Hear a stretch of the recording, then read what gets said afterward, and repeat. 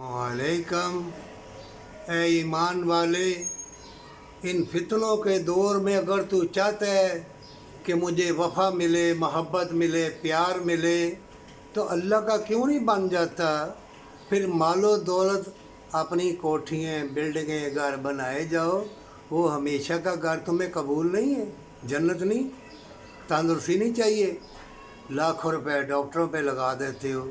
फिर जो कहते हैं ना हमारे साथ सेक्स होता है, इसीलिए होता है कि तुम्हारी हराम की कमाई, तुम सदका खैरात नहीं देते, थोड़ा देते हो, नाप तोल के नहीं देते।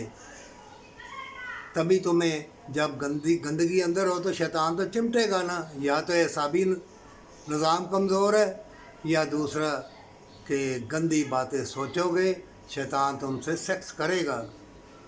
क्योंकि रूह के 5 रूप है। ऐ ईमान वाले, अल्लाह वाला हो जा। ये छोटी ज़िंदगी में शैतान तुम्हारा जानी दुश्मन है। कुरान में अल्लाह ने कहा है तुम्हारा वक्त चुरा लिया जाएगा।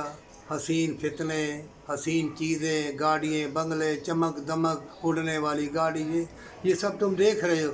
तुम्हारा वक्त चुरा लिया जाएगा, फिर मौत तुम्हारे सर पे आन जाएगी। फिर तौबा करते रहना। फिर उससे पहले भी अल्लाह तुम्हें हलाने के लिए धक्के मुक्के पड़ेंगे। जिनको अल्लाह ने अपनी राह दिखानी हो, दुनिया वाले उसे दुड़काते हैं, अपने पराए छोड़ जाते हैं। फिर अल्लाह ताला उनको अपनी याद की तरफ लगाता है। ये जान लेना, अगर थोड़ी सी आधी रोटी में सुकून कल्ब है, पैगंबरों ने कितनी तकलीफ़ें उठाई, अगर तुम उठा लो जन्नत के लिए, हमेशा की जन्नत के लिए, तो बुरी बात तो नहीं ना। इसलिए अल्लाह को पुकारते रहो, उसकी रहमतें बरकतें पुकारते रहो। हमेशा की ज़िंदगी, हमेशा की जन्नत के लिए, पर सच्ची तौबा के साथ।